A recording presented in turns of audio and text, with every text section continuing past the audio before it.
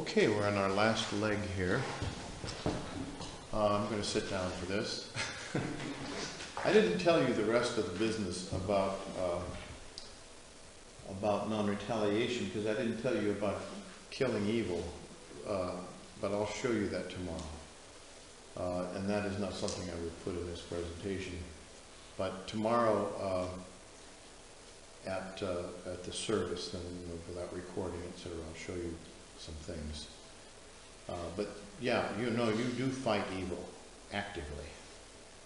And you fight it in a defensive way, but you fight it in a way that destroys it. And this is a whole different thing I haven't talked about at all. But that's not something I find in the teachings of Yeshua. It's just something I do. Anyway, excuse me. Yeshua, just to make one thing very clear, Yeshua was not a pacifist. He did not teach. Non-retaliation does not mean pacifism. It's a science of how you deal with sin and debt, and it's because of the nature of sin and debt. And when someone is victimized by someone else, the person who is the victim is the person who has the power in the situation to direct forces. And if the person retaliates, then it starts a cycle, as we said before. The person who victimizes someone,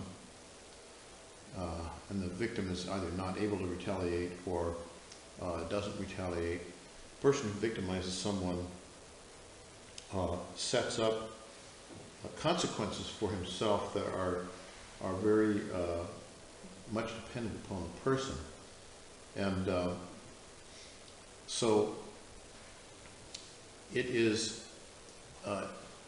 simply something that has consequences for not just those two people, but for many other people. And it is a net or a web that gets built, and what we want to do is liberate people from those kinds of webs. We want to undo that stuff as much as possible. And so the way to do it is sort of like if you're fighting the tar baby, what you don't do is keep punching him, because you get stuck in the tar baby and you never get out. So if you've ever read Uncle Remus, I don't know, but so that is the wisdom about how you deal with this sort of thing. And there are deep spiritual reasons for non-retaliation. And there are ways to deal with it. You can deal with that politically, you can deal with that within your family, you can deal with that in lots of different kinds of ways. Okay, we're now going to this term, which comes from the triliteral root, A-M-N, from which we get the amen, amen, amen, amen. It's pronounced properly, amen. Actually, it's almain if it's intoned. And this word means fidelity, faithfulness. The actual word is amuna, or emuna. And it's a word that refers to, it can be turned into a word that means an agreement, a contract, a covenant between people. It's a covenantal word. And it's a word that can be turned into an exclamation that's used liturgically, like Selah is used, which means to praise, but people just say Selah, Selah in the old Hebrew rituals, or they say Amen, Amen. And it's a word that was used even colloquially, Amen, I tell you. This is factually, truthfully, I tell you. It's a very important word.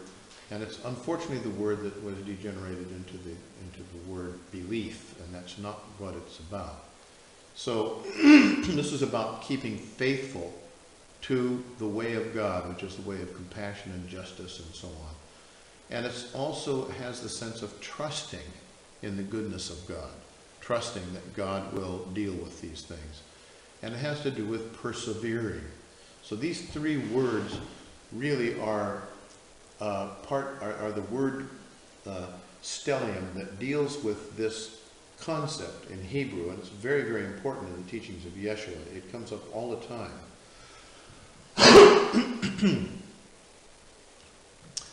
Now, when Yeshua says, Amen, Amen, I say unto you, it's translated sometimes as truly, truly, I say unto you, or faithfully, faithfully, or something like that. And that's how the word is used in that sense.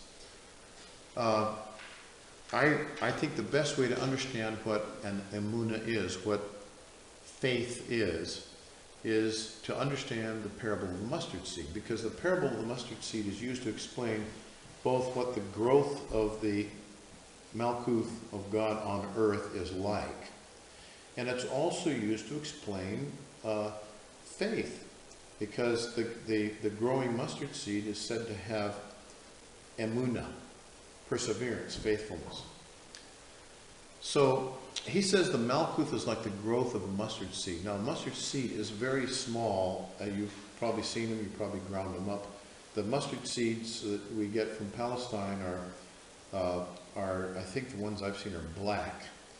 And they're very, very tiny, like the size of grains almost of things, very, very small.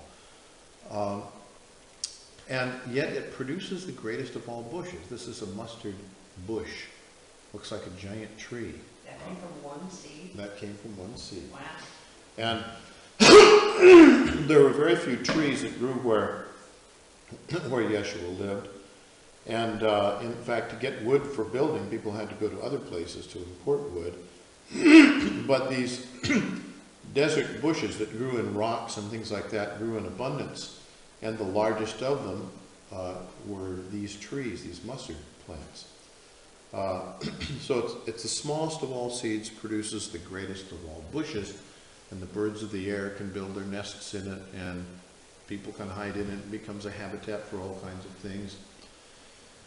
There's an amazing vital force in that seed. A lot of people just wonder, how can this little tiny thing grow into this very big thing? And so actually there was another philosophical mystical speculations, people talked about the power and the force of a mustard seed. And this particular statement is reported in both Matthew's Gospel and Thomas. He says, if you have the emunah, and the word is translated as the faith of a grain of mustard seed, you shall be able to move mountains. Now that's when you can see when the word emunah gets translated as, if you have the faith meaning the belief, like you believe in me as your Redeemer type of thing, of the grain of mustard seed, then you can move mountains. That comes from the idea of you just believe strongly enough, you can influence reality and do things, clap your hands and Tinkerbell will be healed and all that sort of thing. Believe, and this is the way Christianity interprets this whole sort of thing, is if you believe things strongly enough, they'll be true. Well, if you believe things strongly enough, you can hallucinate them, but they won't be true. And this is a story, this is a statement about the amazing perseverance and persistence of this seed. And if you have the faithfulness, if you have the fidelity, and it means if you have the perseverance, if you have the guts to keep on keeping on. Did you turn your recorder on? Yes, of a grain of mustard seed. I think I did. No, I didn't. There we go. I did, and it turned itself off. There's something wrong with this. I'm not worried about it. Of a grain of mustard seed, you'll be able to say to the mountain, be moved, and it'll be moved.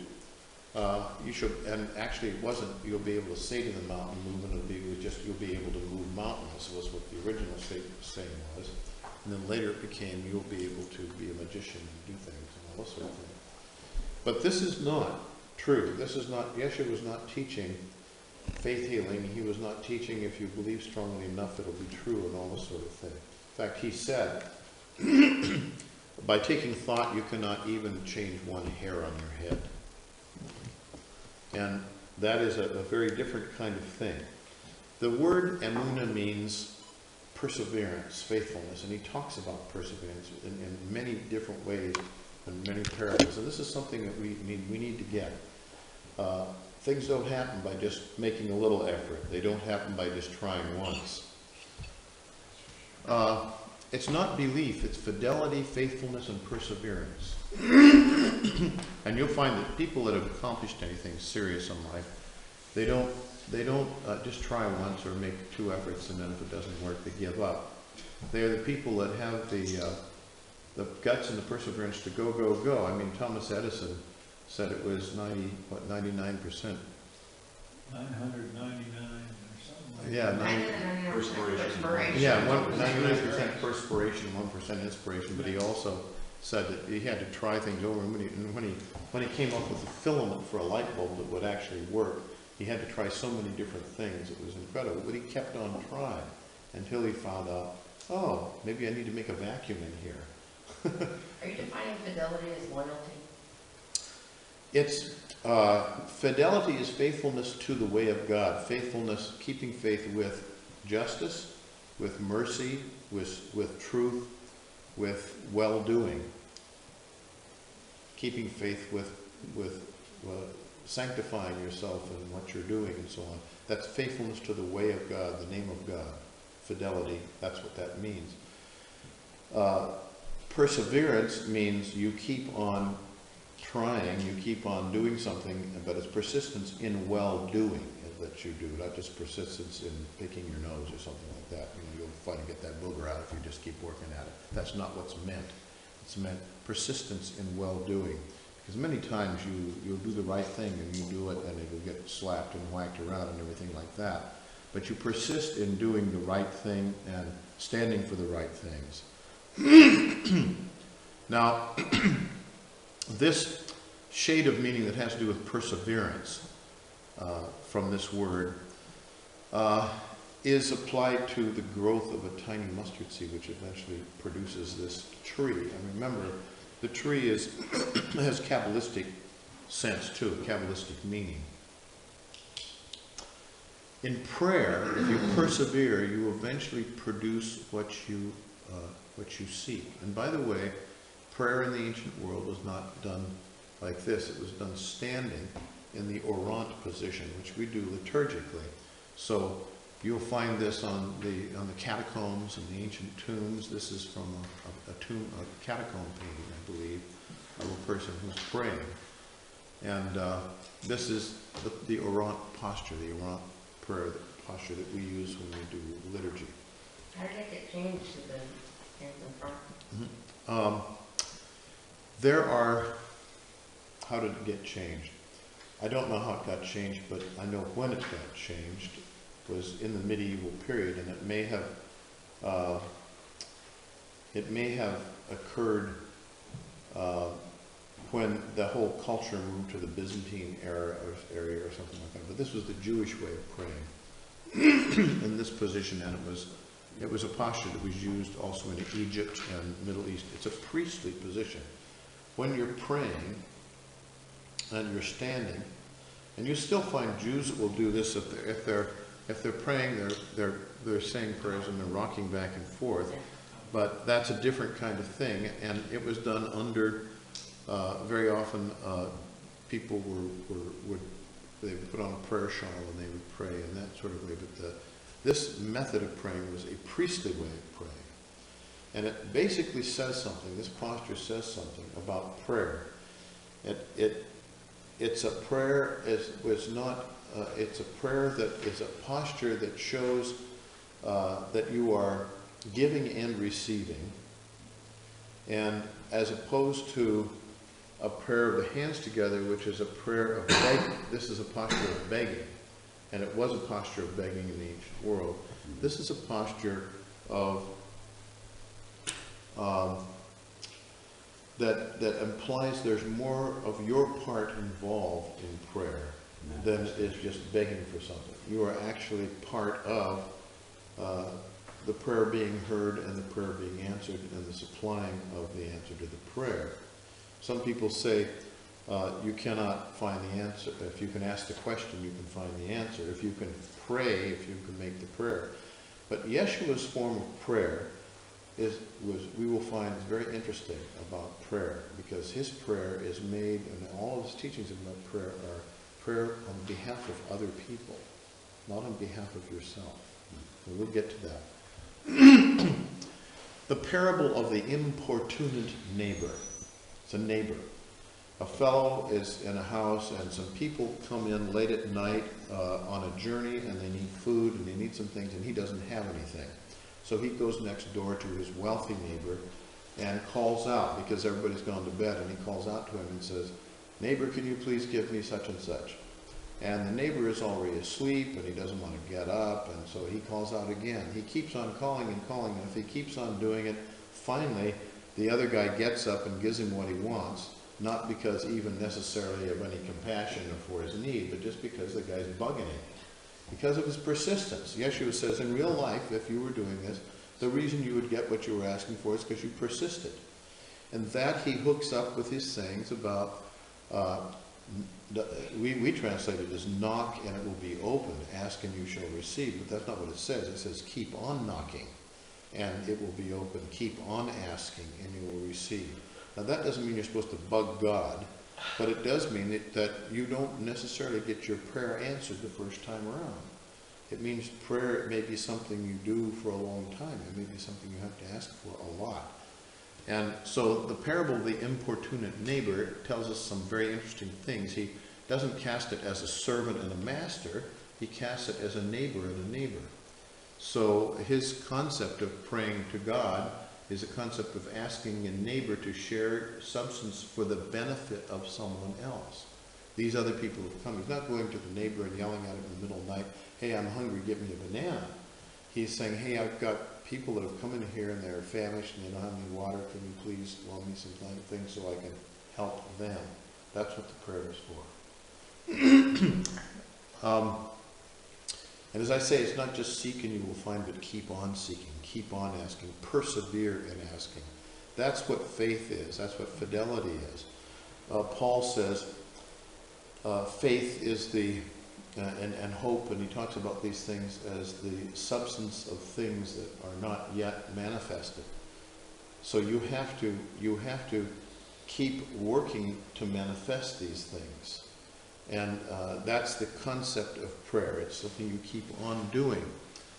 And the sense of fidelity is not like faith in God or faith in Christ, but fidelity to God, fidelity to Christ, keeping faith with what you are and who you are and the spirit you are in. When Yeshua said to his apostles, you do not know of what spirit you are if you're trying to call fire down upon their heads, because the Son of Man is not coming here to destroy men, but to save them and heal them. Paul says things like faith in Jesus or faith in Jesus Christ, but the meaning is faithfulness, the faithfulness of Jesus. He was a saint, he was very faithful. Or faithfulness with Christ, keeping faith with Christ. And So be faithfulness to the teachings or the directions. yeah. When you read Paul and he talks about faith, it's just the word faith, and it sounds like it means belief in Jesus. It very often means keeping faith with Jesus. Now that's not because he's speaking in Aramaic, he's speaking in Greek, but the Greek word pistis also can be covenantal trust or keeping faith with, but it got really shot over to the idea of belief in through the Gentile stress on catechetical schools and training people in all the stuff they had to learn. Like, if you were going to become a Christian in the ancient world, you would be going through classes like this for a couple of years before. So you'd be learning a lot of things, a lot of language and all this kind of stuff, you know. So that is that's why belief got to be such a big deal. So it became belief in creed in the Gentile churches, where non-Jewish devotees had to accumulate a huge download of Jewish theological concepts or not born and raised with it. But it didn't mean that. And even in Paul's time, it didn't mean that. Paul was not stressing so much the idea of belief. The basic core requirement that Yeshua says for discipleship and spiritual rebirth and entrance into the Malkuth is emunah, is faith, faithfulness, perseverance. It's not belief in any system of thought, it's faithfulness. So think of this when you see faith in the Bible. that just try this word out and see if it works for you.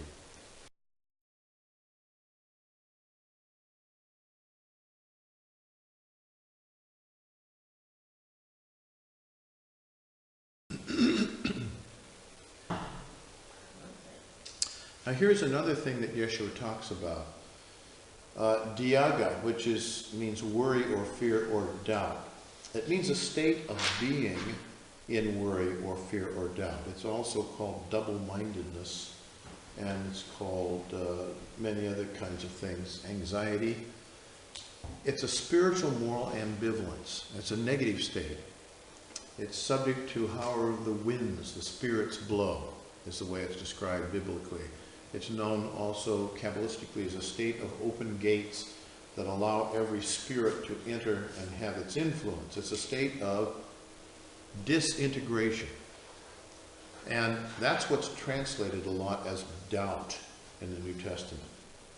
But it doesn't mean doubt in the sense that we talk about healthy skepticism or scientific doubt or something like this. It means that you are ambivalent, you don't know which way to turn. It means you're in a fractured state. It doesn't mean you're carefully examining something and you're being skeptical about it. It means that you are not in a state, you're in a state of duality and you're wavering between different things. And this is this is part and parcel of fear and of worry. And it's something that is a negative state of being and emotion and feeling that comes from within your heart. So the people that are in the state are said to have two souls. They're double-souled. It's dipsyche, double-souled or double-minded. And diploos, from the Aramaic word kapha, which means to be divided. Even like a kingdom divided itself cannot stand, and so on. It's paralyzed by conflicting impulses or advice. Where are they? They're in your heart. You have the good Yetzer and the evil Yetzer. You have two voices shouting at you saying, do what I say. This is not an ambivalence. You don't have 5 voices. You don't have 25. You have to finally recognize 2 poles of this voice, of these things. There's this and there's that. And when we say, well, we can't make issues into black and white issues. No, you can't. But in terms of the impulses that motivate you, you can. You can do that.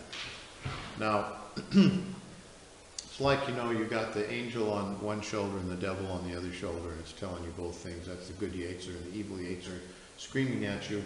And sometimes it's kind of hard to identify what the negative influence is taking, but it's your motivation is all about it.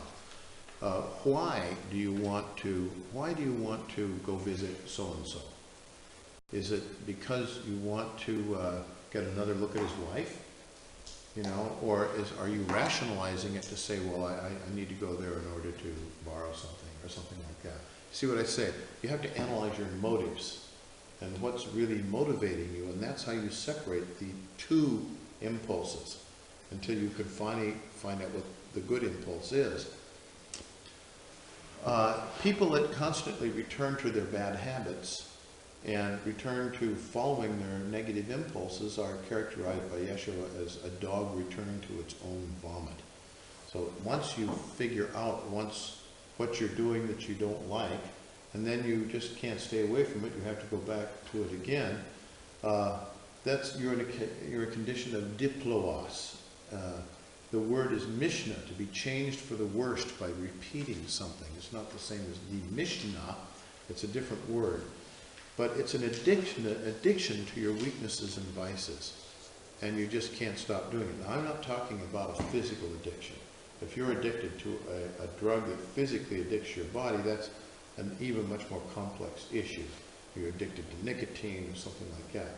But if you're addicted to pornography or something like that, those things are addictions that you make choices on what you're going to do. And things happen. Physiological changes even happen with people's psychological addictions. But if you don't want to be a dog returning to its own vomit, you have to recognize what the vomit is. The vomit is something you've already tried to metabolized or you've already swallowed and then it wasn't good for you and you barked it up again, but now you're going to come back and smell it and eat it again, or smell it or something like that. So this is the kind of situation of repeating things that you already know are not good impulses for you to do. Now, diega is the opposite of fidelity and of faithfulness and perseverance. Diega is you give into. You might try to resist it once or to resist it twice, but you just give into it. You just let yourself fall into it again. It's the opposite of perseverance. You allow the negative Yetzer Hara to be in control of your thoughts and your actions. It's like you can't stop you have a bad temper. You can't stop yourself from getting angry. Well, yes, you can. All you have to do is look for it, see it coming, and head it off at the pass. And you do have to take the action to do it, but each time you let it happen, it gets stronger and stronger. So on the one hand, the easy way to stop it is to observe it, and day by day you will slowly be able to stop it. And you don't have to make any big efforts. Sometimes if you make a huge effort to stop it, my grandfather would get angry and have a temper. And the way he would stop it is whenever he started getting angry, he would say, dear, dear, dear, dear, dear, to try to quell his anger. Didn't do him much good. He died of a stroke at the age of 50.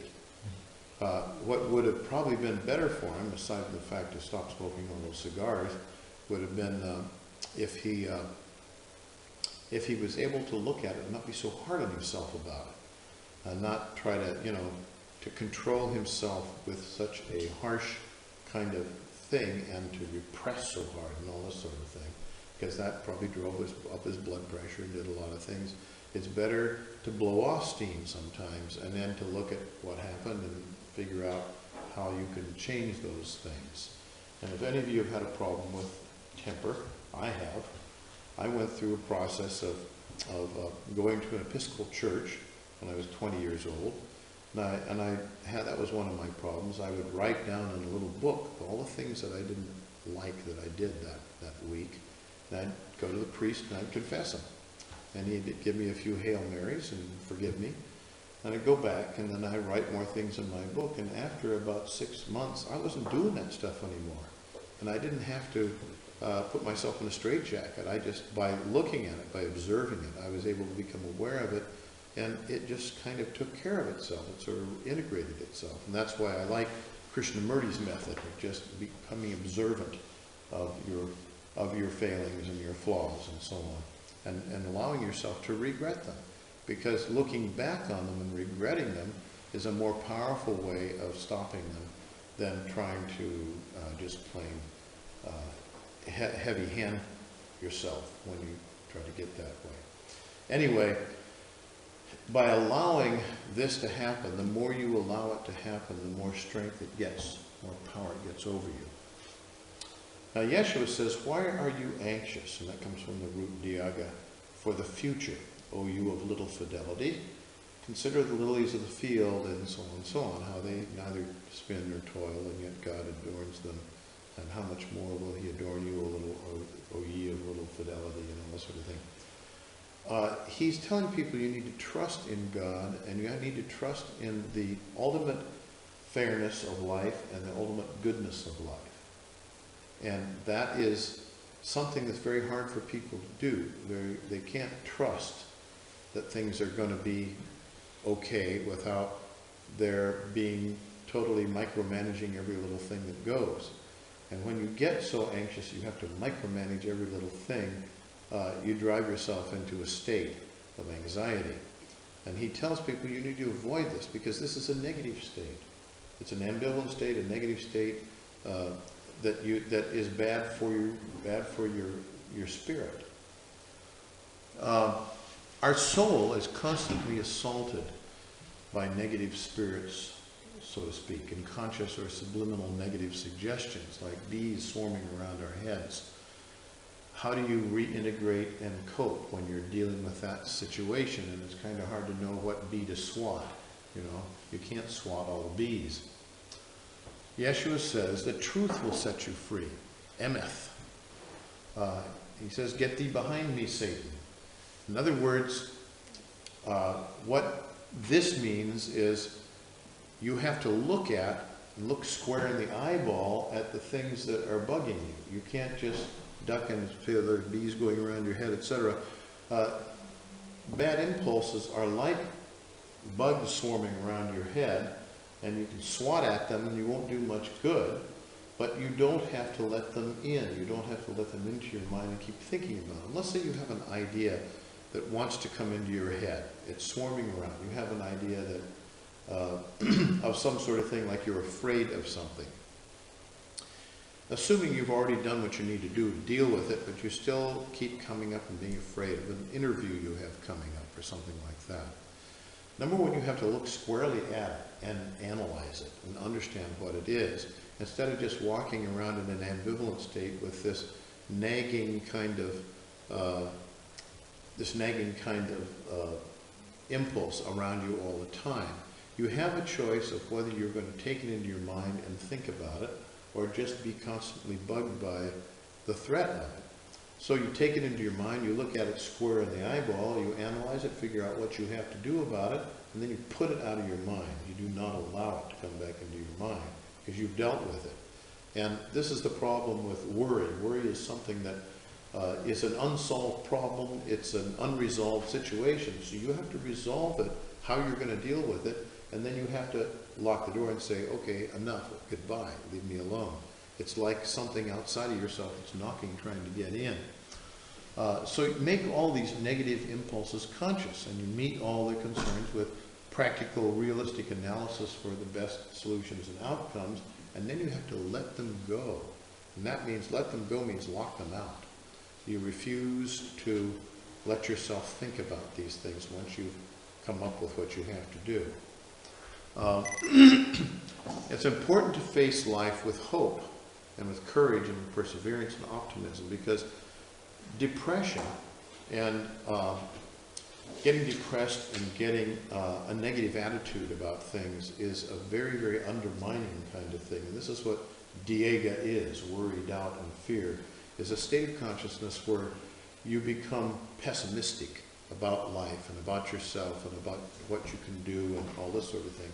And it is a problem that lots of people that are spiritual face all the time, because this world is not an ideal world. And so you're constantly facing things that are disillusioning. So you have to face life with hope and courage and perseverance and optimism, and make yourself do that, smile through the tears and all that kind of stuff. Mother Jenny said one time she received some flowers from a friend in the mail, and they came through the mail for a week. This is back in the 1920s or something. And there was some flowers that were sent to her for Easter or something. And when the flowers finally got to her, they were not wilted. They were all still fresh and nice after they'd been out in the mail for a week. And then she got a little message from one of her teachers that said, "Cannot you do the same thing? Cannot you come smiling through?" And that's the kind of thing. It's like you just have to pack it up, folks, and get a stiff upper lip, like they say, and do it. You know, you have to make yourself be positive. Sometimes it's very hard to, as they say, get your pecker up and do it. That's an old saying that they used to say. It had nothing to do with genitals. It would just get your, yeah. So it's remedied by consciously choosing to trust life, trust the fidelity or faithfulness of God, and the goodness of life. And this is what empowers the good Keizer, the bodhicitta within your heart. So Mother Jenny used to say, let go and let God. Once you've dealt with the problem, huh? Let go and let God is a 12-step thing. Well, Mother Jenny is way older than the 12-step program. She was born in 1879. Anyway, she would say faith, meaning faithfulness, moves mountains of fear and doubt. But the faith that moves mountains is the fidelity that can move mountains of fear and doubt. That was her way of interpreting these things. And it worked for her. It worked very, very well, because she had a lot of challenges in her life, and she was able to face them all and overcome them. And that's what life is about. And Yeshua says you have to do that. And when I get to a point where I just get depressed and I just don't feel like I can get anywhere, I just reach for my little bottle of rescue remedy. Little homeopathic remedy, or a little Bach flower remedy, or something like that, because I can't afford to just waste time in a state of worry or fear or doubt, or it just puts you into an inert state, in a tamasic state you don't want to be in. Dr. Whitworth, my dear friend, used to say, do your best and then leave the rest to God. Do your best. So you got to do your best. And when you've done that, leave the rest to God. Don't try to keep micromanaging everything. Just leave it to God and you do your best. So this is his way that Yeshua kind of teaches about how you deal with this stuff.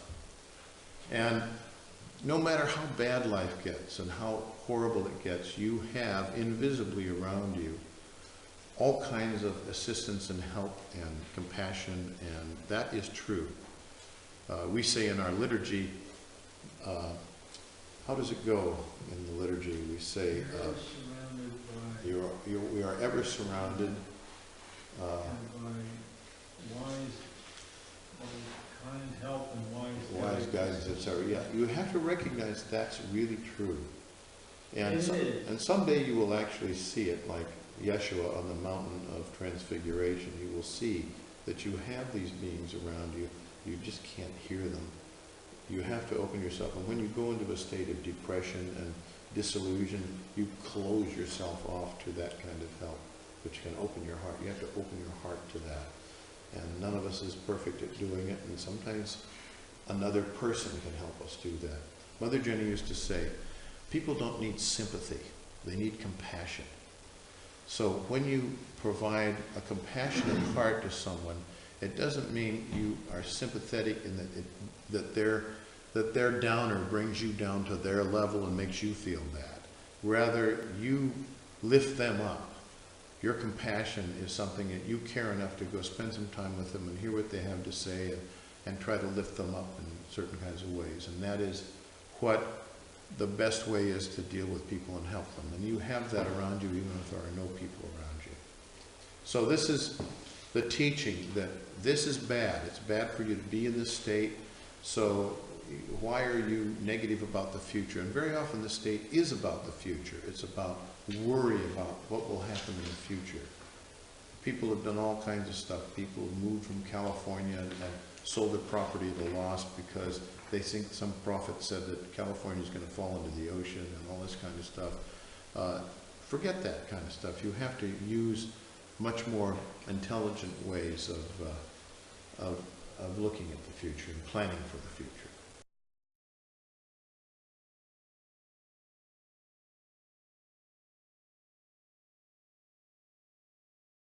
Yeshua said, "Thy will be done, into thy hands I commend my spirit." And that is a trust, a full trust in God. When you die, you're commending yourself into God, your spirit into God's hands. Now this is a very important concept, chesed. It's the thing that's always translated as love. And yes, in the New Testament there are three kinds of love: eros love, and philos love, and agape love. And one is the love of a father for a child, divine love, and one is the love of a friend for a friend, and one is the love of a man for a woman, or whatever. But that has nothing to do with the love that Yeshua talked about. Nothing to do whatsoever. There weren't those distinctions in the word he used for love. He used the covenantal word, the word that is one of the 10 Sephirot, one of the characteristics of God, chesed. And we want to look at that word. When he talks about love your neighbor as you love yourself, love God, and all this sort of thing. This is a term that means devotion and friendship to someone.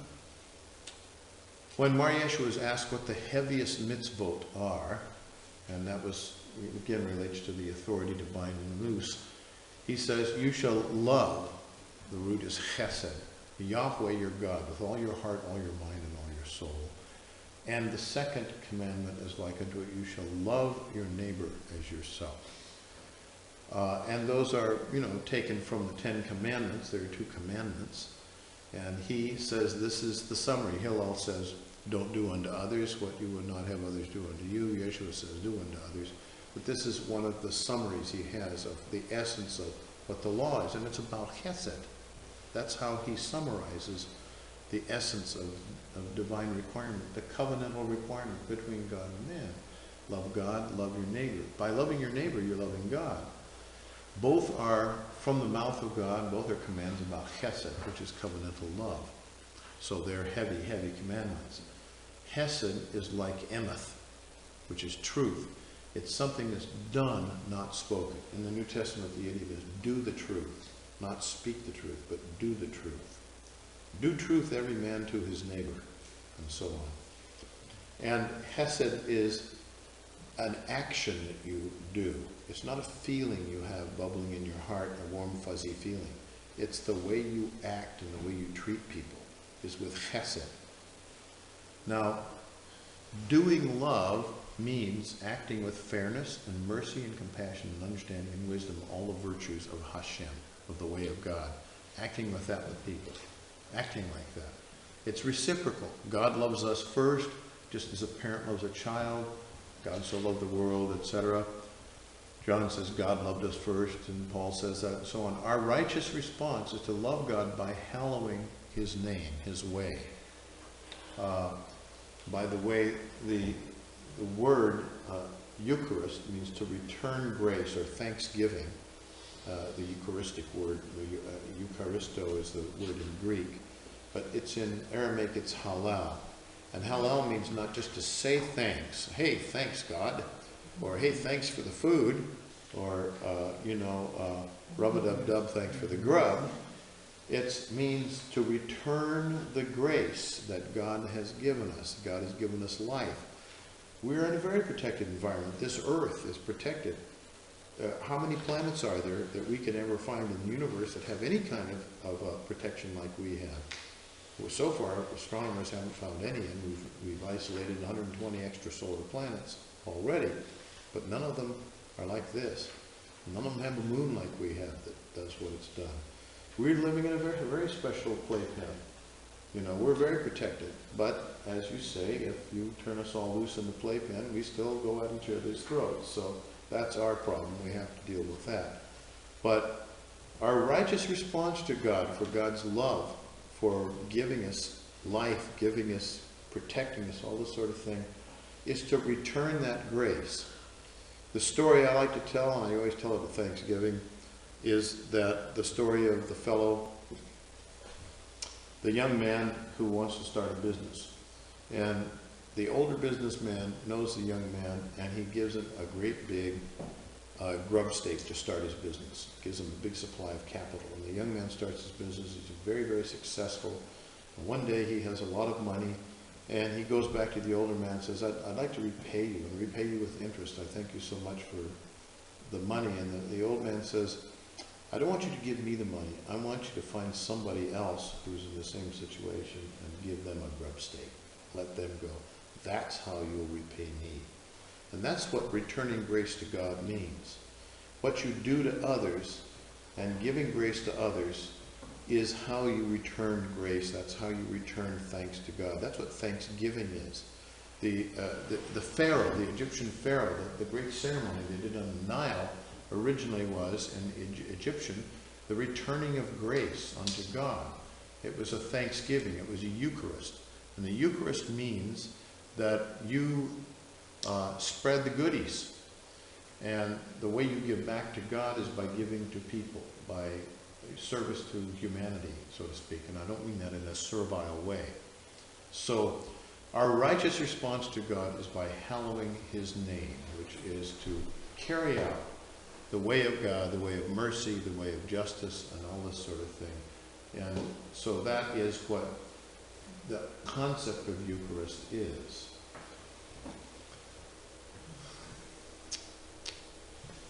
How do we do this? Yeshua says, by doing love to our neighbor. inasmuch as you've done it unto the least of these, my brother, you've done it unto me. And so you ask the question, well, who is my neighbor? And that was the question that Yeshua was asked. And he then tells the story of the Good Samaritan. Yeah, the smart ass Torah scholars. Yeah, Torah scholars. Your neighbor can be anyone. He can be a stranger. He can be a low caste person. He can be a criminal. Your neighbor can be all kinds of stuff. The word neighbor simply means the one who is nearby you, the one who it is in your power to help. It can be people on other continents you send money to, but it's whoever is in your sphere of power to help is your neighbor. That's the person you can help, you can deal with. And this is a very important concept, because when people are trying to figure out what they want to do with their lives, how they want to make a difference on the earth and do things with their lives, they have to look at what they're good at and what sort of karmas seem to open up for them, what doors seem to be the ways that lead them in certain directions. But ultimately, they're going to be dealing with the neighbor. They're going to be dealing with another, or others. And are you going to be teaching? Are you going to be healing? Are you going to be fair with them? If our butchers and bakers and candlestick makers and people who were the people who are shopkeepers, if they decided to cheat us, we have to trust them. Our whole society is built on trust. If we go to the grocery store and we buy something to make for dinner, a piece of meat or something like that, and we eat it and we're poisoned by it, that's not very good. You have a responsibility to make sure that what you're serving is good and it's fair. And we trust the people who do that. That's giving and taking in society. So whether you're a businessman, a shopkeeper, or a doctor, or a lawyer, a healer, a garbage man, or anything you're doing, there's a whole ethic of what you're doing, and that has to do with is keeping faith with your neighbor and doing that sort of thing. So who is my neighbor? It's whoever it is in your sphere and in your power to interact with and help. And when you choose what you do as a profession, you can do it with ethics and you can do it with high standards. You can do it faithfully to people, or you can be a little self-centered son of a bitch who tries to cheat people and get whatever he can for himself, to accumulate power, to accumulate wealth, whatever, to sell cheap things and shortchange people and all this kind of stuff. And that's the two ways that you choose between at all times. And Yeshua said, what merit is it if you love those who love you? Do not even the Gentiles do so? Those Gentiles, boy, you know how they are. Rather, love your enemies and do good to those who persecute you. Now you want some merit? I'll tell you how to get some merit. You're going to build some merit that way. Well, what does that mean? You have to like your enemies? You have to have warm, fuzzy feelings for the people that have tried to do nasty things to you and so on? No. Love your enemies is do hesed to your enemies. Be perfect, even as your heavenly Father is perfect. How? He causes his sun to rise upon all equally and his rain to fall upon all without discrimination. Got to be even-handed. You've got to be fair to everyone, no matter whether they're fair to you or not. You be fair to them. You'll find that it makes a big difference in how you can negotiate after a war is over and things like that. It makes a big, big difference. Mother Jenny used to say, it is just and equal for all souls. God's world is that way, and you have to emulate that. You have to be just and equal. You don't have a favorite child. You don't favor one child over another. All your children you treat equally. Remember, it's not a feeling. Love, chesed, is not a feeling or an emotion. You don't have to like the bastards. You just have to treat them with fairness, mercy, compassion, understanding, and wisdom, all the virtues of God's way. So that's what loving your neighbor means. Your neighbor is whoever it is in your power to influence for good or for ill, and loving them is treating them with covenantal trust and responsibility. Fairly treat them as you would want to be treated in the same situation. That's what it is. It doesn't mean having warm, fuzzy feelings about people that crap on you. All are children of the Most High. We all have the divine spark of God within us, and you have to love and respect the spirit of each one regardless of the personality, the nephesh. It's the old namaste, I see the deity within you. And that's what you have to see. When we talk about how do you deal with evil, you don't do nasty things to people. You do nasty things to the evil spirits. And that's a very much more esoteric thing that I'll talk about later. Doing love is sometimes done with mercy and sometimes done with justice, but always with a mixture of both. There is such a thing as tough love. You sometimes have to exercise with your own children or with other people. In Jude, there's a wonderful quotation that says, "And with some liberate with compassion, but others using harshness, pulling their souls out of the fire while hating the outer garments polluted by their sins." So there are many ways to exercise hesed, compassion, and some of them are more merciful feeling, some of them are nicer and sweeter, and some of them are tough. But it's still hesed. You're not a bad guy, you're not loving someone if you have to discipline someone or something, or a child, or anything else. In other words, Hesed is not giving booze to an alcoholic. Exactly. Exactly. There's all kinds of other things. You've run into that sort of situation. Children need to be loved with both encouragement, a lot of attaboys and things, but they also need to be disciplined. You can't let them be out of control of their own stuff. We know that a person's superego, psychologically, is a reflection of the discipline their parents give them when they're young. A person's ability to discipline himself starts with a parent disciplining a child. When a child can accept discipline, he can then discipline himself later on. Children that haven't been disciplined have a lot more trouble with that. I knew a lady once who was raised at Summerhill, which is a place in England where they let children do anything they want, whenever they want, eat whatever they want, whenever they want, and they just run around like that. This lady did not know the difference between, there was either her, which was what the center of her whole world was, everyone else was just an object, was reified, objectified. She went through boyfriends like dirty underpants, and she couldn't have relations with people because she was so self-centered. So I am very much opposed to people not exercising hesed with a little bit of tough love sometimes with their own children, and I really don't tolerate people that have very ill-behaved children coming around and spoiling things for everybody else. I don't think that's a sign of sweetness and love and light. I think that's a different thing. So Santa Cruz doesn't agree, of course. Most Santa Cruz people feel like, oh yes, let it just be and let it all hang out and all this kind of stuff. Yeah. Hey, you hippie, spank your kid. So Yeshua says, a new mitzvah I give unto you. He says, love each other, treat each other with hesed. Love your brother as the apple of your eye. And again, it's not about how you have to feel about someone. It's not a feeling of sentiment in the heart.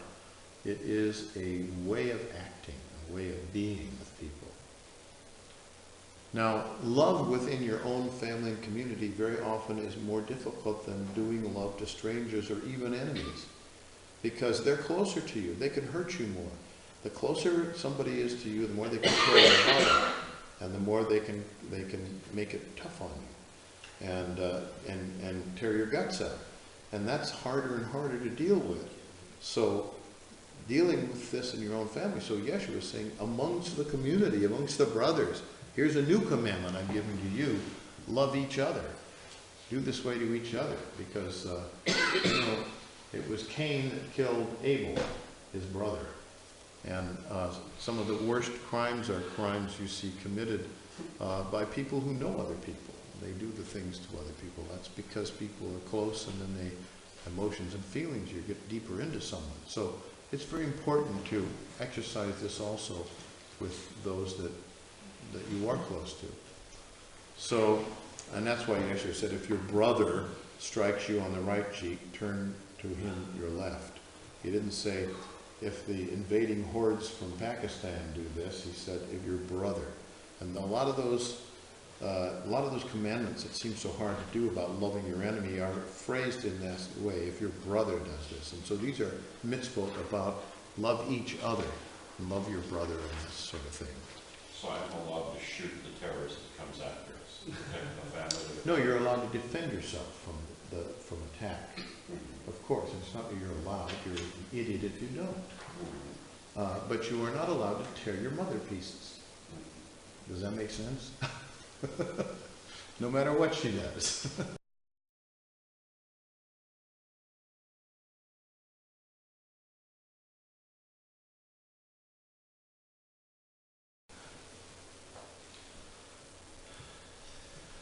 Okay, and this is the word we know well. I've talked about it many times. It's the submission of the personal or lower self to the higher self, to heaven. The nephesh is your personal self that will die soon after you die. Several weeks after you die, it will disassociate and go away, and there will no longer be a Ken Keach. There will never be another you. But we still have his pens. Yeah, but we will That's still have right, his these pens. pens Yes, become right. valuable collector's items.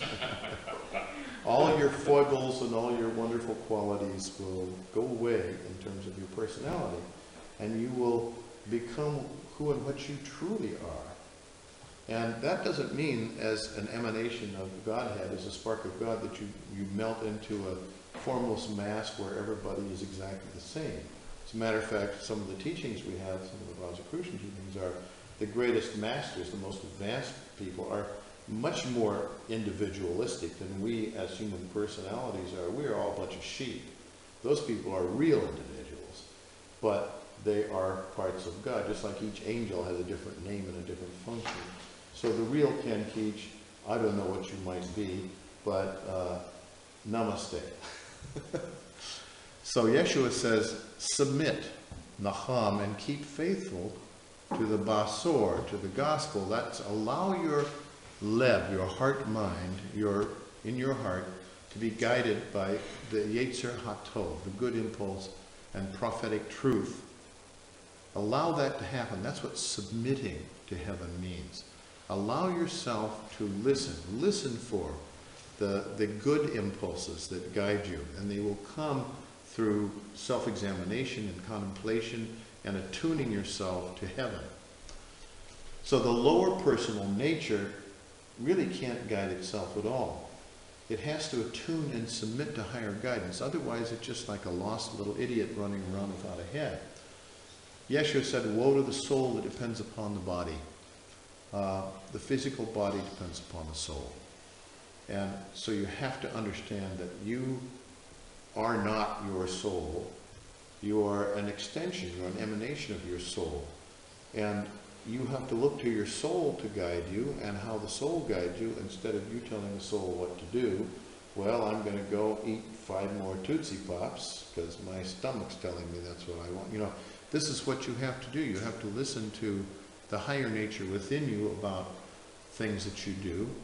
How do you do that? Well, Elijah sought the voice of God, the Bat Kol, the voice of the Spirit, and the fire and the earthquake and the whirlwind, but it came only finally to him in a still small voice. So the first thing to understand is guidance from the higher levels does not come in a bombastic way. It's not going to come on the television from a preacher. It is not going to come through a megaphone. The highest and most precious things are the subtlest things. You have to make yourself subtle. You have to make yourself sensitive to hear that. You have to still your mind if you're going to hear a still small voice. And that means you have to clear the water so the mud can settle and you can see what's on the bottom. God's voice speaks to Paul and he says, my power is made perfect, and the word is tam, made perfect in weakness. Now, that's a pretty dark saying, but he's talking to Paul about Paul is beseeching him to take this illness. We don't know what his illness was. Some people say it was some kind of eye problem that he had, some kind of this, or it might have been headaches, or I don't know what it was. And then God says, no, my power is made perfect in weakness. And he says that this illness is your friend. This illness is going to help you. This illness is what is going to purify you and help you, and you have to learn to accept it. I once wrote a parable about an oyster, and it's lying in the bottom of the ocean. And one day it starts noticing this little irritating thing down in its skin down here somewhere. And he tries to expel it and get rid of it. It's a little grain of sand that's irritating and all sort of thing. And he just can't seem to get rid of it. And it grows bigger and bigger and bigger and becomes more irritating, becomes a bigger and bigger problem for him. And he suffers with it all his life. And finally one day, a net comes down and snatches him up and takes him onto a boat. Fishermen are pearl hunters, and they've got him. And they take him and crack him open, and he dies. And he's thrown away. And then all of a sudden he sees himself sitting in a special little treasure chest. And he realizes that he's not that self he thought he was. He is that thing that irritated himself. He is that pearl. That's who he really is. But very often your soul is the thing that irritates you and causes you pain during life. And so the little oyster finally found himself being the pearl rather not than the oyster. And the pearl, I said in my little parable, will be set into jewelry, and it will last thousands and thousands of human lifetimes and be admired and be considered to be precious. So these irritations, these sicknesses and things we have very often can be things that are much more than that. And I don't know, the mystery of being made perfect in your weakness is, I think you just have to be humble, you have to submit, and you can ask and ask and ask God to take something away, and it doesn't happen. You have to accept it. That's your answer. Mother Jenny used to say, the answer to your prayer is you don't get what you want. Very often you get what you need. And that was her faith. That was her faith in God. Was that was true. That was really true. So that's... Mick Jagger, because didn't you write a song about that? Pardon? I said that Mother Jenny knew Mick Jagger, because I think you wrote a song. She probably wrote the lyrics to it. What was this Mick Jagger? Can't always get what you Rolling want. Stones? You don't always get what you want? Can't always get what you want. Oh, well, no. But you get what you need. Oh, no, yeah, no, the Mother Jenny was saying things like that 50 years ago before Mick Jagger was born, so I don't know. But you know, a lot of that is the old English and British spiritualist teachings, and I'm sure Mick picked them up somewhere from there. Yeshua says many things about prayer. Prayer is one of the ways you submit yourself to heaven and to heaven's guidance. You do it through prayer. You do it through shakad, which is vigiling, watching, meditation, what we call meditation, silencing yourself and listening. You do it through perseverance. You keep on asking, you keep on seeking, you keep on knocking, and not just asking in prayer, it's you keep on trying to build something, you keep on trying to do a good thing. You persevere in well-doing. Humility is a very important thing. Sincere awareness of your personal limitations that you develop through introspection and through looking back on your life and feeling regret. Regret is a good medicine as long as it doesn't become neurotic guilt. You regret things, and that helps you to get out of those things and not do those things anymore. You have to be honest enough to say, yeah, I have done things I wish I didn't do and I don't want to do anymore. But you have to realize that it's things you don't want to do anymore. The story that Torkim tells, it's an old Armenian story, is about, there's a village and there's a fellow in the village who's just really a criminal. He goes around and steals from people all the time and everybody hates him. And one day he goes up to the mountain to the wise man, the saint that lives up in the cave, and he says, I don't want to be like this anymore. What can I do? And the wise man gives him a Bible. He says, I want you to tear this up and tear up all the pages and just scatter it to the winds off the cliff here, off the mountain. So he does. He scatters it to the winds. And now he says, what shall I do? And he says, now go back and pick it all up and put it all back together and make it all well. And the guy said, I can't do that. It's everywhere. It's all over the place. And that's what and he says to you, yeah. And you can't Most of what you've done, you can't fix, you can't repair. What you can do is change how you are. And you can not do those things anymore, and you could become someone who does well and benefits other people. That's what you can do. You can't really fix all these things you've done in the past. They're gone. So the guy goes down and lives the rest of his life in the village, and when he dies, he's considered to be a great saint, and everybody loves him, and everybody attends his funeral type of thing. That was Torkin's story. And that's what you do that's what humility is, to become aware of things. You can't change the past, but you can direct the future. And so don't look back into the past, look into the future and make your changes with how you're going to be. And regret doesn't have to end up being guilt that just paralyzes you. We each have a guiding malach. We each have a guiding angel at the throne of God. Well, you may consider that to be a pretty bizarre idea, but in fact it's what Yeshua taught. And so we have guidance, we have guides, we have people that teach us. Now I'm not talking about psychic guides, Red Cloud Indian, or someone who's going to tell us how to make money and invest in a gold mine or something. I'm talking about spiritual guidance for our soul. And that is the guidance that we get, and we get it in dreams. We don't get it in words, we get it in things that are brought to our attention, the allegory of life that goes past us, that we suddenly see and we notice a connection, things that we notice about ourselves, and that's guidance that is provided for us. Guidance comes from the future, not from the past, and it comes by means of reestablishment of purity and innocence. Yeshua says, the old child in the Eleusinian mysteries, when they did the sacred dances towards the initiation, they always got a little child out of a village, and he led the dances. He was called Demophoon, the light of the people, and he was the future. He was the child. And you find that phrase in the Old Testament, a little child shall lead them, in talking about the new coming age, the Messianic age. And Yeshua says, in some of his teachings in the Gospel of Thomas, which we think are authentic, he says, a little child of 7 shall precede the wise men of great age, into the kingdom. And he talks about the importance of this, making yourself innocent.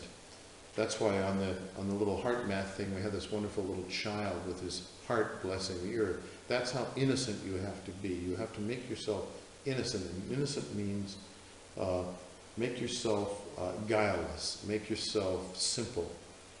Don't make yourself into a complex thing, and all that kind of stuff. Don't be convoluted in any kind of way. Make yourself direct and simple. Let your yes mean yes, and your no mean no. Have no guile.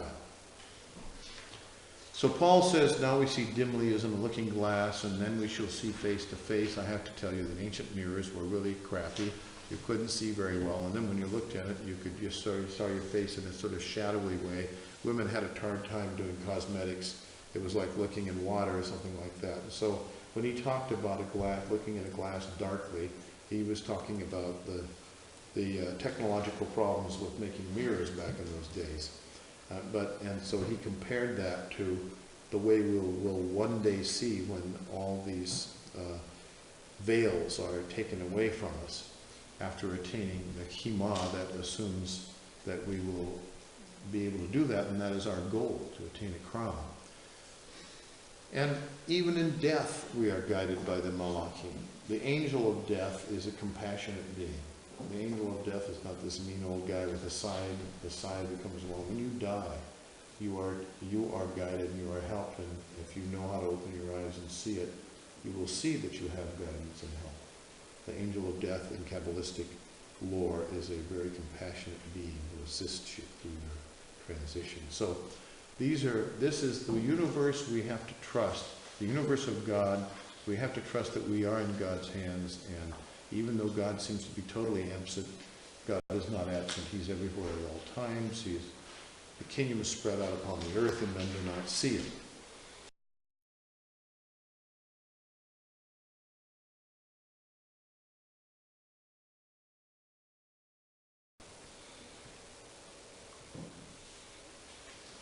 Now, finally, I'm going to talk about the teachings on prayer. Prayer was called tifla. There were many terms used for prayer in Hebrew religion. The term used by Yeshua is tifla. And let me explain the difference. It happens to be hithpael, the root falal, which means to intercede for mercy. For Yeshua, prayer was something you did for someone else. You interceded for someone else.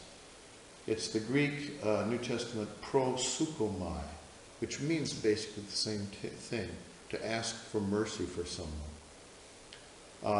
And the way prayer was done was by standing in the erect position. It wasn't down with your face on the earth. It wasn't with your hands together like this. This was the posture of prayer, and it's a priestly posture.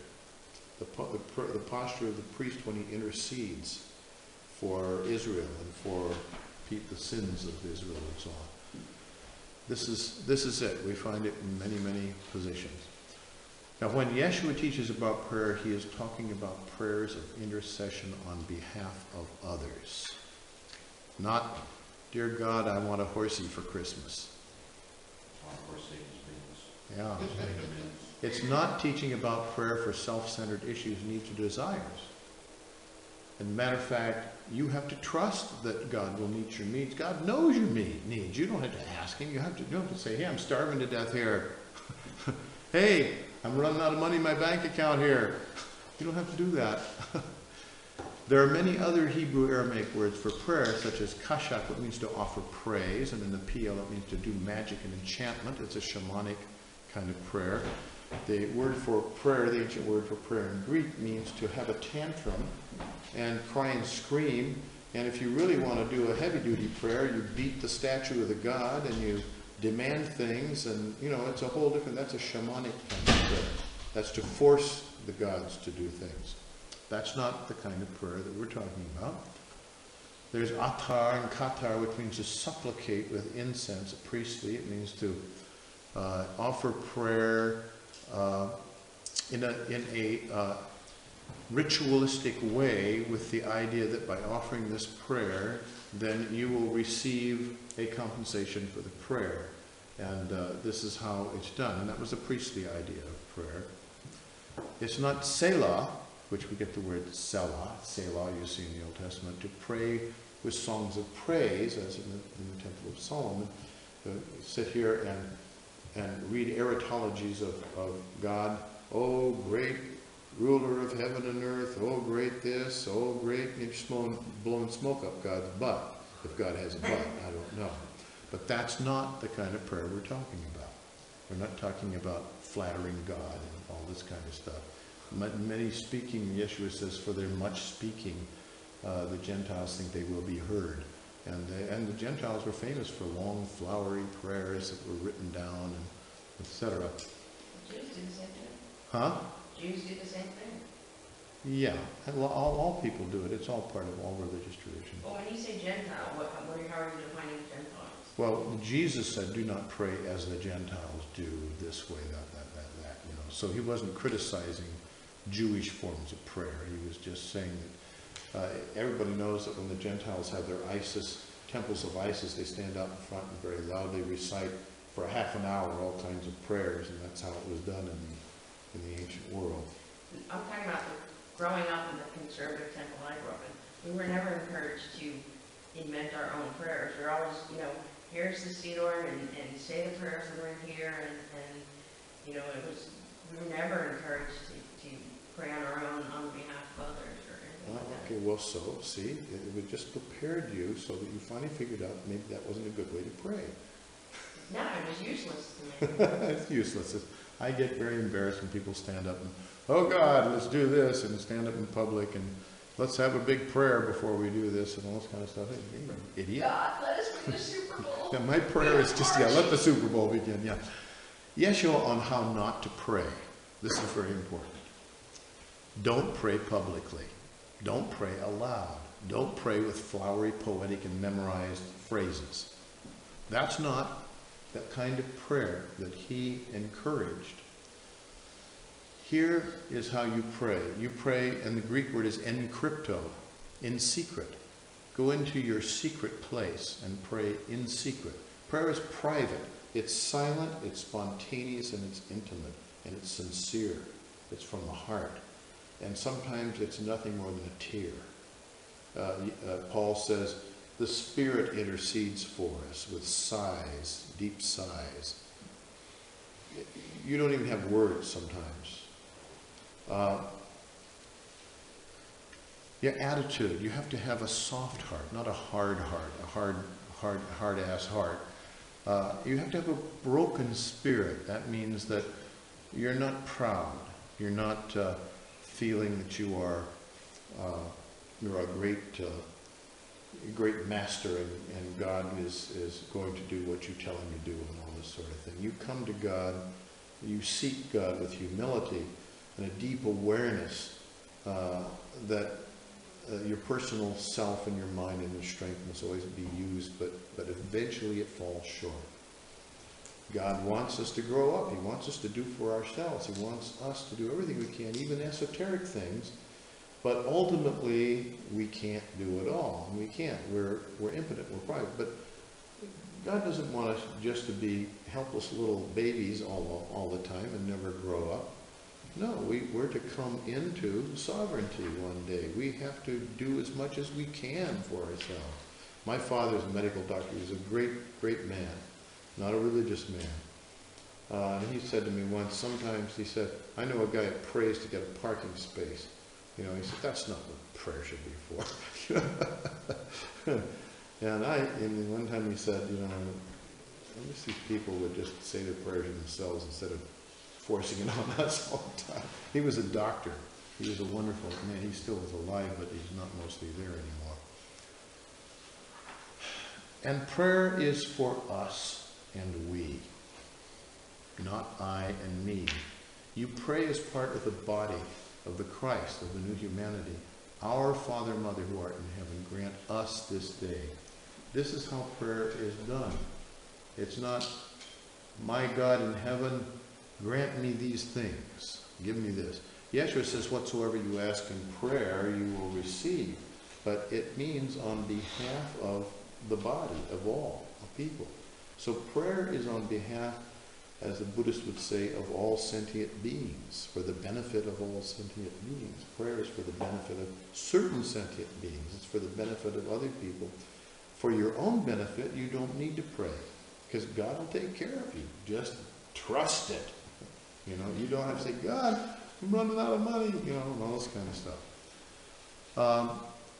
You can pray for the strengthening and healing and needs of others, or of all, not for your own. You trust God for that. So, and you don't pray for someone to be converted to believe something. This is what a lot of the fundamentals do. I pray that he'll become a good Baptist, you know, or I pray that this politician will make this decision, or something like that. No, no. Mother Jenny's a good prayer she used was a general purpose prayer for when there was a problem, there's a situation. She prayed for divine adjustment. That lets God, that says it's in God's hands. I don't know what's best for this person. Should this person die? Should this person suffer?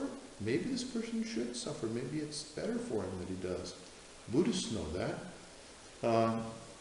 Anyway, the Lord's Prayer prays for these things. This is the sample prayer he gives us. He doesn't say repeat this verbatim over and over every day, and if you repeat it 12 times you get much merit or something. He simply says, this is pray in this wise. Pray like this, in this manner. You pray for God's Malkuth to appear and for God's will to be done on earth. That's the first thing. May God's Malkuth, may his sovereignty appear on earth and God's divine will, his way, be done on earth. The second thing is we pray for all of us to be fed with the bread of the morrow, which is our daily guidance, not our food and drink. It's our communion with God, our communion with our guides and our angels and so on. And thirdly, we pray for all of us to be released from the bondage of evil in the same measure as we forgive those who sin against us.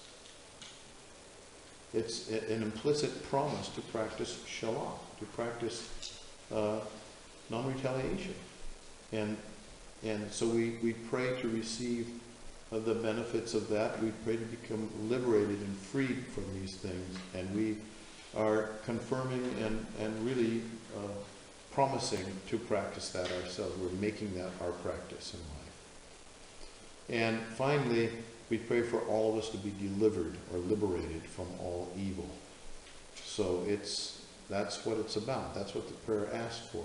So these are kinds of parameters for a prayer like that, for things to pray for. And it can be all of us can mean a certain person who's in a situation, guidance for a person, forgiveness or release for a certain person or certain people. It could be many things, but this is just a sample of what selfless prayer is.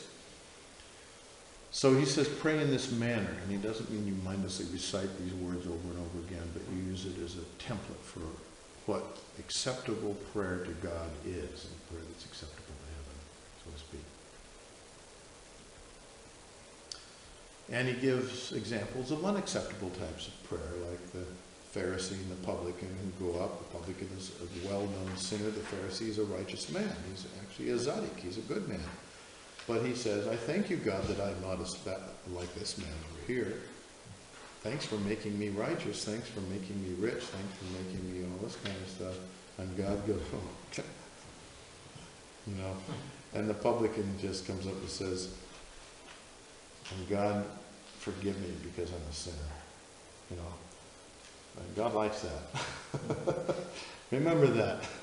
That's very good. And Yeshua, in Yeshua's time, that was a very strong contrast, because publicans were really hated. They were tax collectors. They were collaborators. They were really bad people. And here's a guy who's feeling remorse for what he's doing, and he's in a great deal of concern about it. And that was more acceptable to God than the prayer of the actual righteous man who was righteous, and he was a good man in his community and all that sort of thing. But if you're righteous, don't be self-righteous. That's the message there, you know. Self-righteous prayer.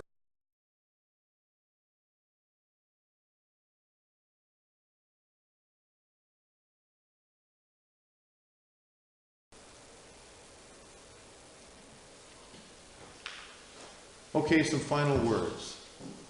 I want to emphasize again that the proclamation of Yeshua was a messianic prophet of God. The Basar was his public proclamation of the divine message to Israel from the throne of God. The people he sent out were the Mebazarim. They were apostles. They were messengers who were sent by God with him. A job of a bishop is to deliver this message. A job of a bishop is to develop this. It's 2,000 years later. If you're a bishop, think about what this means for you. What is it that you are proclaiming? You don't have to proclaim the Basar. It's already been proclaimed. You may not ever even have to baptize anybody. Maybe they were already baptized. Where are we on this stage? You need to think about that sort of thing. The Messianic Basar proclaimed the birth of God's anointed one, the Messiah is the new humanity, or the Christ, which we all are. And that Christ is expected to eventually assume the co-stewardship with God, co-sovereignty with God, to take responsibility for his own humanity and his own planet, etc.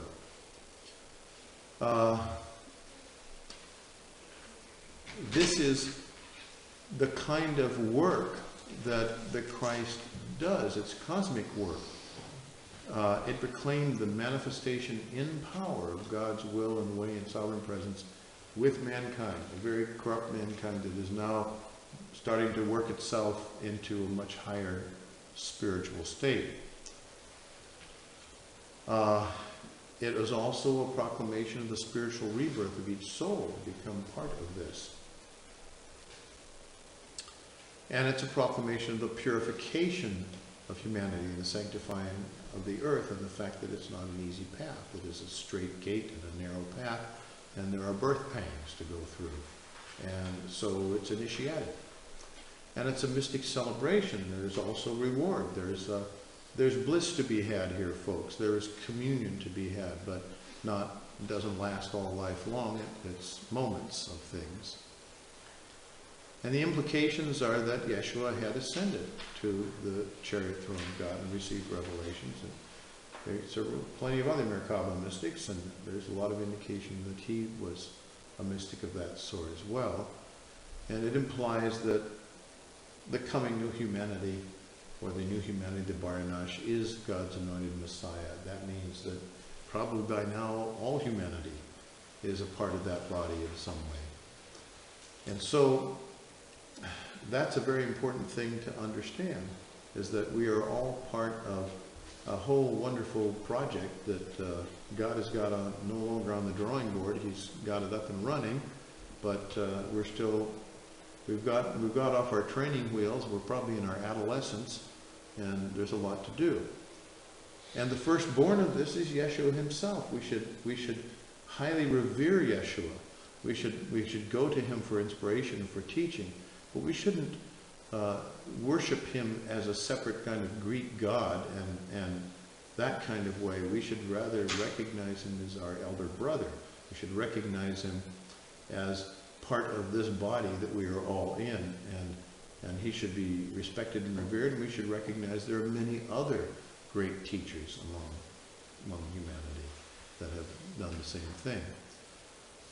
Now, from a partial understanding of all this, Gentile Christianity developed all its Christologies and theologies, and they are not good. So that's what I want to say to you about.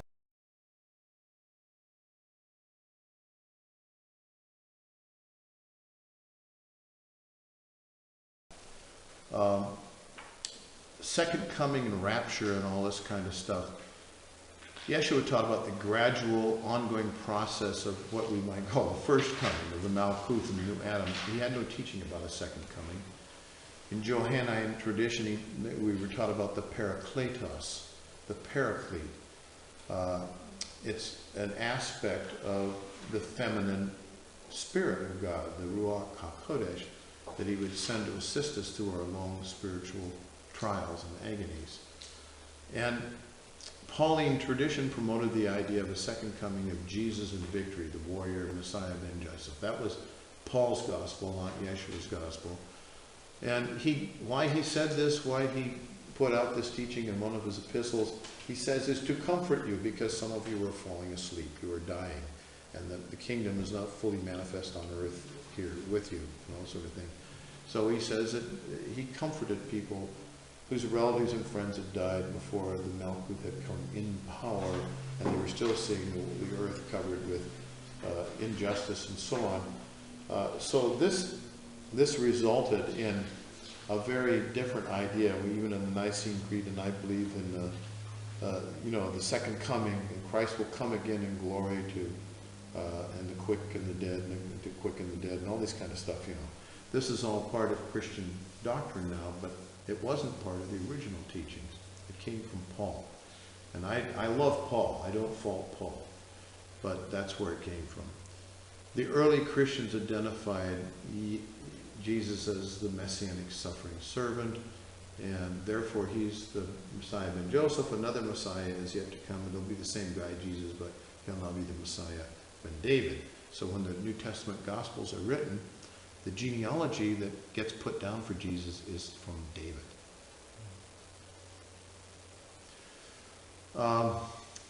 And they expected that he would return from heaven in glory as the warrior Messiah ben David.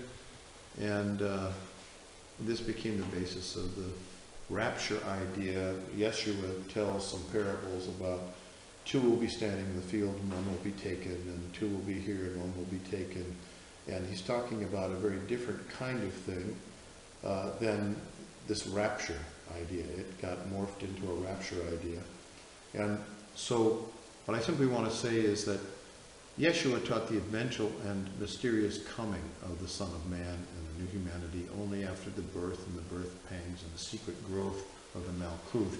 It wasn't something that was expected to come bang right now, and yet it was something that could be participated in mystically. So this idea of the rapture that people do, and they talk about and that sort of thing, is really not part of the gospel of Yeshua at all. I want to read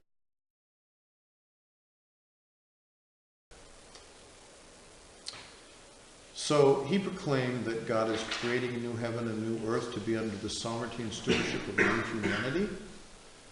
The powers and principalities that enslave mankind, that operate from the fifth heaven in that map of consciousness, will be subdued and sanctified by a self-sanctifying and self-sacrificing humanity.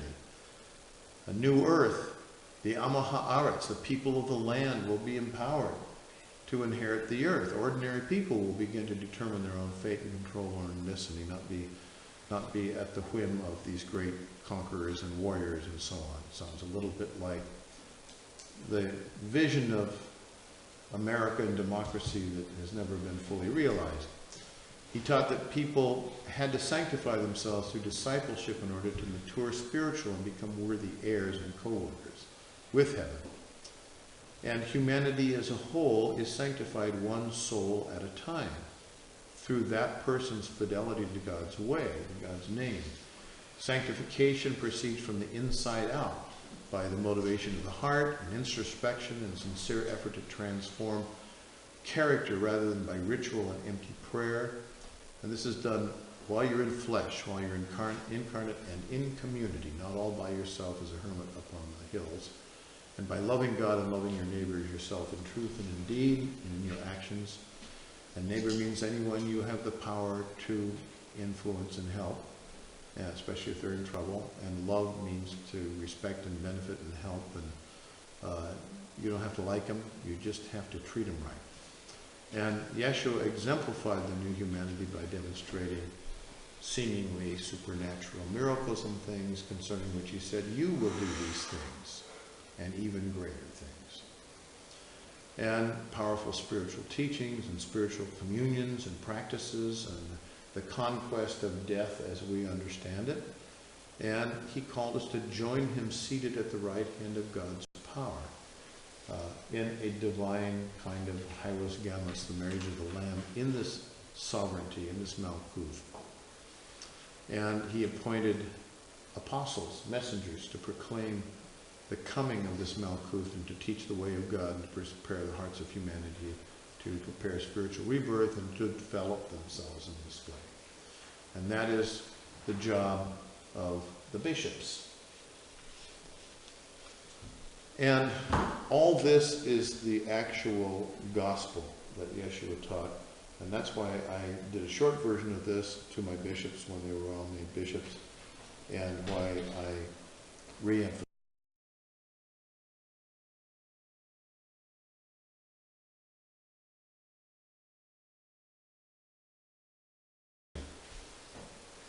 Yeah.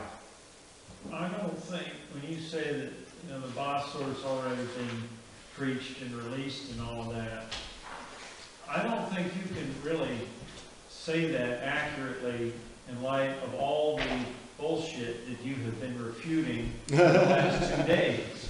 I think that a big part of the thing of these modern day bishops is to go out and clear up the teachings a little bit to those who will listen. And first of all, to find those who will listen, and we get a lot of help in doing that. And then to essentially teach these things to the people we find, to the people who find us, and to kind of straighten some of this stuff out. And I don't know about other people, but I've found a lot of people that are ready for this, and you can just sometimes teach them by asking them questions like, what does this really mean? Yeah. And then when they give you this Sunday school answer, you say, well, but how does this work? And then you can expand a little bit. And Well, as you pointed out to me, having a jail ministry, there's a big gap between a lot of stuff you're going to understand and what you can do with people there. And I agree with you, yes, you do have to uphold it, but I think the ultimate thing that has to be upheld is that I don't know or don't think, and I'm not real real optimistic about reforming Christianity and restructuring all of its belief systems and all that kind of stuff. I sort of like, when I wrote the liturgy, you might notice when we do the liturgy tomorrow, if you probably have many times, that all this stuff is written into that. We say these things and we do these things. And it's just an easier way for people if they're given a symbolic way to do this sort of thing and not have to worry about theology and clearing up and understand how all these things came into being and everything. It's just too much of a scholarly task, I think. But, and there are other religions that teach many of these things better than Christianity does. That's why Tofa is a Sufi. Sufism just really gets to it. Some people are Buddhists. Buddhism really gets to an awful lot of this stuff really beautifully. And even Kabbalah, depending upon who you're with, does some wonderful things with it too. So, and then there are some places in the, Orthodox churches and things like that, and there are even in Catholic churches and Protestant churches where some very intelligent stuff is being taught, and all this sort of thing. So, but I don't think that what needs to be done is that everybody has to understand what you understand, because I don't think that can happen. But I do think that from your understanding, you can help people to value what is right, which is to hallow the name of God, to value justice and mercy and truth and these things. And people that think for themselves will get it, and a lot of them have already figured out a lot of stuff sort of like this. They just don't have all the connections, There's some of the best people we get are people that have fought their way out of the bag of fundamentalism, and very often they come to nothing and they don't go anywhere and can't do much, but others have sort of brained their way through a lot of this and come up with their own ideas of how things go. And so I don't know whether the institutions of religion can really be changed that much, but I know for myself, in the practice of Christianity, especially Catholic and Orthodox Christianity, all of this fits in there if it's just understood a little bit differently. Well, I'm not saying that we have to change the institutions, or go after congregations, because first of all, Yeshua didn't do that. And even when he did get up in front of a congregation, a lot of times he just got kicked out. Yeah, and so did a lot of his other people. Yeah, and so, but, eventually when his fame became popular, people would seek him out and say, oh, there he is, I'm going to go listen. Yeah. And so, like when I'm talking with people, and it's not just in the jail, but when I get started, it's not like I'm trying to fix incorrect beliefs. Yeah. But one of the things I do is try to convey the enthusiasm, and I surprised myself with this too, about the Malkuth that's coming, and that this is a really wonderful thing, but it's something that everybody has to contribute to and participate in. It's not like something you sit back and watch and it's going to happen like you're watching it on TV. That it's something that everybody has to participate in, and the way you make it happen is it starts with you. Like those little flags that they have by the store, be the change that you want to see happen. Yeah. Which is very much what he's saying here. And so, but I found a lot of times you can be an influence on people, and it's not a download of information. It's not any kind of teaching, but it's like sharing light. It's just sharing enthusiasm. It's sharing. It's like an uplift. Well, things are. I mean, the kind of government we have today is so radically different than the ancient imperialistic. No matter how depressed you get about how governments run, we have had some horrible wars and things like that. But still, we have a very different world now, and a very much better world now than we had in the time of Yeshua. We have a much more enlightened humanity and many more people reading and understanding and things like that. And there's still all these crazies of fundamentalism and all this kind of stuff. But Torquem Sardarian said to me, this all happens very slowly. And you can't, grab a little sapling and pull on it and say, grow, grow, grow, bring fruit forth, you know. You can't do that. All you can do is just water it and give it fertilizer, and it may never, by the time it grows up and bears fruit, you may be dead. I mean, you know. So it is a matter of a good guru knows how to give what each student needs, a little bit at a time, that's all. And you can't give a big download to anybody, as you say. So I think I see this message out there. I see it happening around the world. I think what we need to do is we need to join ourselves with these progressive forces, we might call them that, or something like that. So that's why I have this little slide here that says, how does humanity assume responsibility as God's anointed heir? And how do we carry out our appointed destiny to rule sovereign over the physical universe seated at the right hand of God? How do we destroy dark forces? How do we judge the angels? We have to become spiritually mature, Paul says, when I was a child, I talked like a child, I thought like a child, I reasoned like a child. When I became a man, I put childish ways behind me. Do not be children in your thinking, be babes in evil, but in thinking be mature. He says, I'm not going to give you the milk, I'm going to give you the solid food. And some people you can give the solid food. There are such people, but they're not in great numbers. We have to imitate the Christ. We have each to aspire to become Christ-like.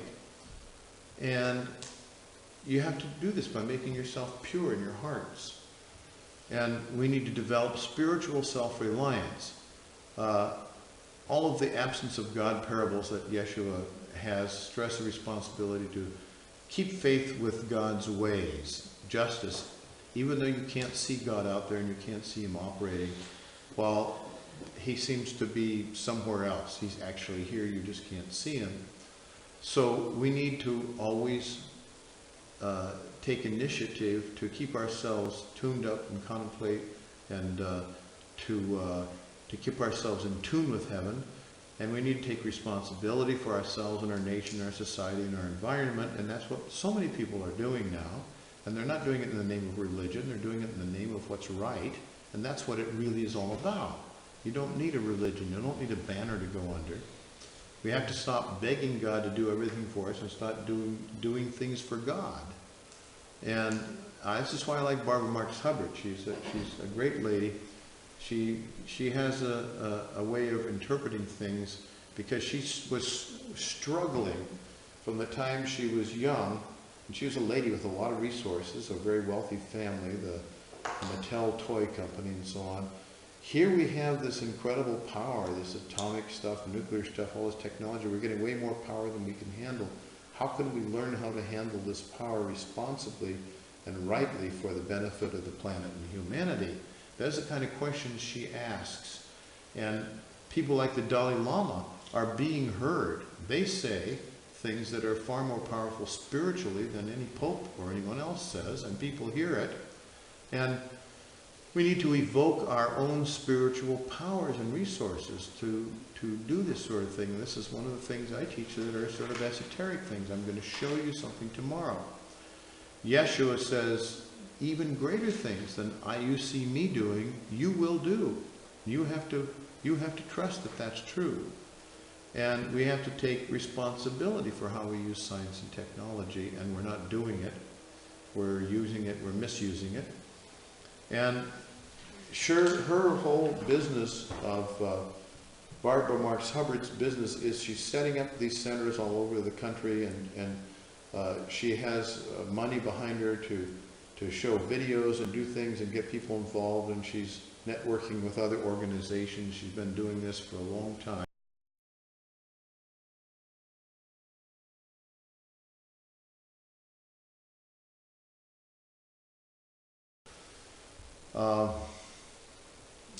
Her website is called evolve.org. And it's well worth your time to get familiar with it and to watch this trailer. If you're watching this on your computer, you can click on this thing and watch her little trailer, which tells you a little bit about, introduces you to what her work is. But that is one example of a bishop, even though it's an independent bishop, and it's a woman, who is doing very powerful work that I think is more significant than anything that other people can do. She's positioned to be able to do it, and it's worth hooking up with her in some way, and sometimes just maybe even getting a small group of people together and watching some of the materials.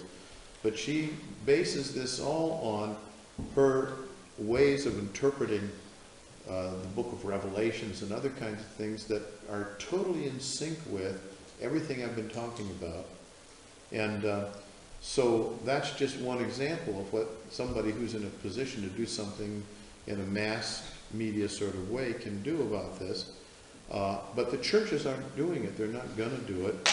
But individual parishes, individual ministers and things can and do.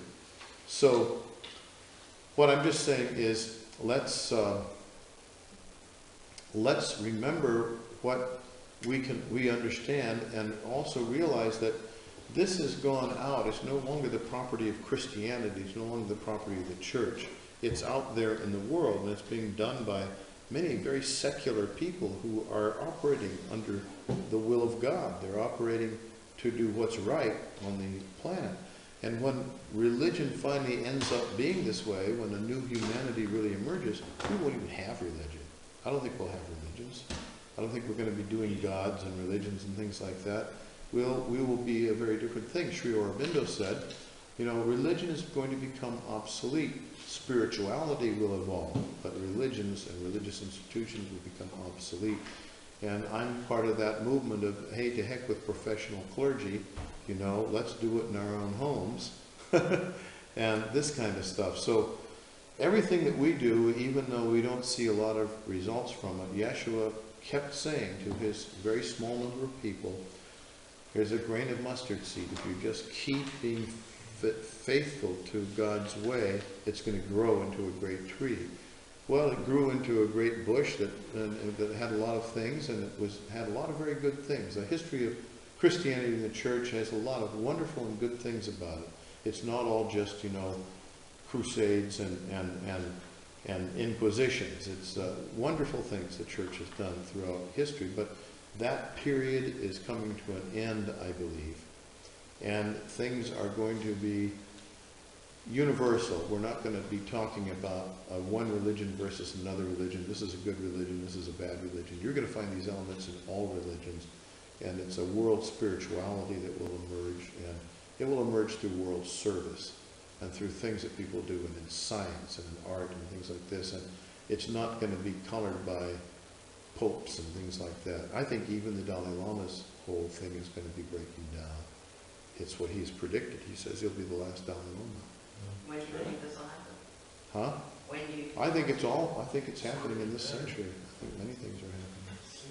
Do you think that the Muslims will change and will adopt this kind of teaching?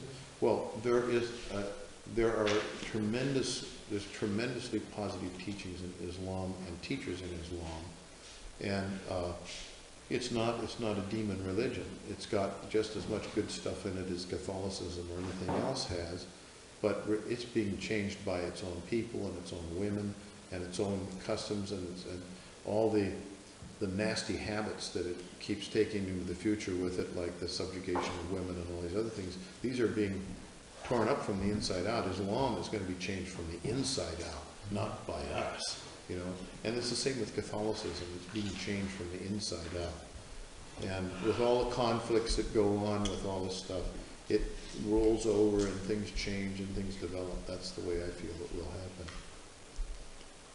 Okay, I think we'll call this the end. Thank you.